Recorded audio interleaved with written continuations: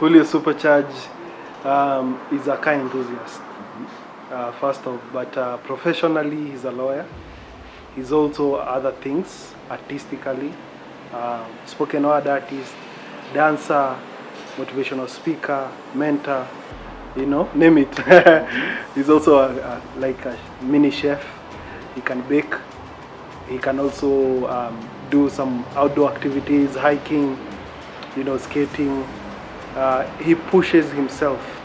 He pushes boundaries that haven't been pushed before, and he's a risk taker. I was born in 1991, September 18th, and my childhood was a normal childhood up until 10 years when I started having these problems, but at first we didn't know what was going on. One of my aunts actually noticed the way I was looking at people. My eyeballs were becoming squinty. Like if I'm looking at you, you'd say I'm looking either down or some other place. So she told mom was like, Nairobi, because I've been born in Nairobi, born and raised.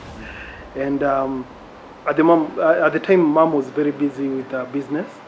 Alikuwa anafanya story za kupeleka produce from the shambas to these big markets, Gikomba and Marikiti. So she was in denial at the time. And also I was acting out because that at the age of 10 I didn't know what was going on with me and everything. You see, from the age of 5 to 10, that's when you start shaping your dreams and goals, looking at people around you and aspiring to be a doctor, a lawyer, At the time I was I had so much love for cars. I was seeing myself as a driver, you see. And when I lost my sight the first time, I was like, the biggest devastation wasn't like, I don't have eyesight or anything. It was I'll never get to drive again.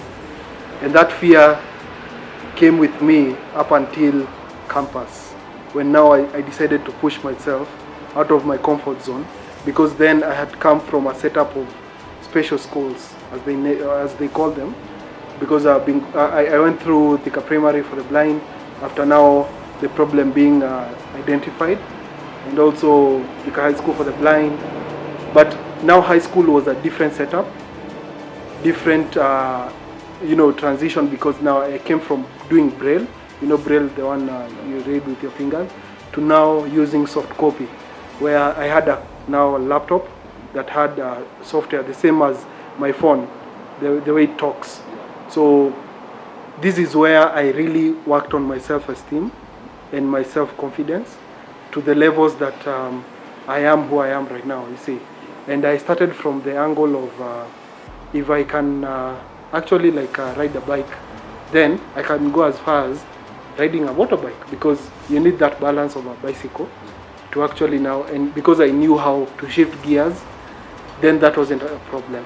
From there I was like, how about now I start beating the fears that I had in my bucket list, because I am justified to just sit down and say, I can't do this because I'm like this.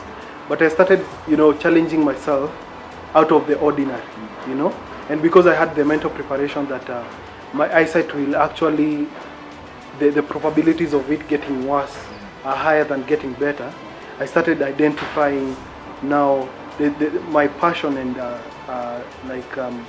skill set and talents. I started sharpening them to another level. Like even knowing different streets in town by just listening, by just knowing, because like Moi Avenue has a different feel from Tomboya. For someone who can see, you're distracted so much with what you're seeing and your eyes are just everywhere. But for us, we ground ourselves with I call it sonic radar. It's the same concept as bats or dolphins, even though it's not to that level. Human beings, we only limit ourselves because our capabilities are beyond measure, and that's when I now got it to my head that I'll only limit myself, I'll only define who I am by what I can do with what I put my mind to. So my love for cars, you see, it came from a young age, yeah, because I used to draw before I lost my sight the first time. So in campus, I started now following big car reviewers, the likes of Jeremy Clarkson, you know, Top Gear, that was my staple. You know, I binge watched it till season 6. Then from there, I wanted to start. That's when we started familiarizing with YouTube so much in Kenya that people started seeing YouTube as a way of life. You know, you can start vlogging and all that. So I even we were joking with my cousin at one time. What do you think? Do you think I can review a car? Then it was, if I can start hunting for supercars in Kenya, we can start with that. So that was an idea from that back then in campus. That was 2015, 2014. Then fast track to my love for cars didn't dim down. That time I could see a bit, 1 meter, 2 meters. I taught myself how to drive, and I'm a safe driver by the way. Just the fact that I know I cannot see far, then I'm very easy on the accelerator. And then over time, my love for cars started, you know, taking over even my other passions, and to the level that now last year during COVID I started exploring. There's a segment I was just telling people online how to be productive while quarantined, you know, and I took it now as a challenge to actually now create something out of that, because by then I had worked on my spoken word, I had worked on my dancing, everything. I was like, this car thing won't just be, you know, something that I talk about, you know. And I used to find myself talking with car enthusiasts, like meet with you, and we talk for like hours, you know, matters car. And I started noticing the side profile of different cars. Even when that came from a young age, drawing. I didn't know at that time difference between an SUV and a sleek car, you know, a supercar. But I knew just putting lines in a sleek way, then it gives you that beefiness of an SUV, of a station wagon. So with that, I started now fusing and blending all the learnings that I got from the blind world. I call it blind universe. With what now I could perceive at that time, seeing a bit, because I cannot see the emblems from afar. Then I master the shapes. A fielder has a different shape from an Axio, even though they are on the same platform. You see, a Range Rover has a very distinct look with the silhouette look of it. You know, it's very different from a Prado, from a V8, from a, you know. So with that, I started now going finer details now. How do I master? By touch and feel. I say my fingertips are extensions of my optic nerves. So by touch, I tell shapes, I tell texture, I tell the contours of the car and the fenders and the flares. I can easily touch a car and tell you this is a Mercedes C-Class, this is an E-Class, this is a BMW 5 Series. I can just tell by the way, because I already have those mental visuals and I carried them with me. I've seen so many cars, you can imagine by now. Yeah. So before, like for now, I know BMW, they've done the facelift for the M3s and M4s. They've bought different kidney grill. So I know how a kidney grill looks like. Yeah. I'm not like a blind person who was born like that, you know. And because my love for cars took me to the very core of automotive, and to know different brands, where they came from. So I consumed a lot of information during COVID time, because you see, we were doing nothing. Then I was like, I think I should now start actualizing on this. So I had so many ideas, but the uniqueness of someone who's blind doing car reviews, then, you know, like, who would you want to know more about that, you know? So I started looking for car ads, you know, to just collaborate and start making content. and my friends, there are few friends, there are friends who we were living in the same apartment. They wanted to do like a story feature on me. I told them I have a project. If it's okay, instead of doing the feature, we start doing the project and then we see how it goes. Then they were just amazed how the first episode came out. For the longest time, I was following the big brands, you know, Top Gear, Grand Tour, the big people from the US, of course. The likes of Supercar Blondie. Supercar Blondie is like, because I knew. And I think you have a crush on that. I do. Because I've seen her, you know, and at the same time, she's hot, yeah. But at the same time, I like the way she pushed herself.